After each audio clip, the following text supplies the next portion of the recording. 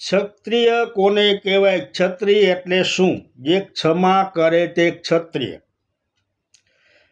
આપણે આંગણે કોઈ દુશ્મન આવે તો પણ આપણે ક્ષમા કરી દઈએ છીએ, માટે ક્ષમા કરે તે ક્ષત્રિય. પરંતુ આપણી અસ્મિતા ઉપર કોઈ ઘા કરે તો તેને આપણે ક્ષમા ક્યારેય કરતા નથી. અને રાજપૂત એટલે શું? ગાય, બ્રાહ્મણ, બેન, દીકરીઓની રક્ષા કરે તે રાજપૂત. અને દયા કરે તે દરબાર, બીજા ઉપર દયા રાખે તે દરબાર. અને બાપુ, કોઈથી પણ બીવે નહીં તે બાપુ. અને છેલ્લે ગરાસિયો, ગમ ખાય તે ગરાસિયો. આજથી સુધી આપણે ગમ ખાતા જ આવ્યા છીએ. કેટલું સહન કર્યું છતાં ગમ ખાય તે ગરાસિયો.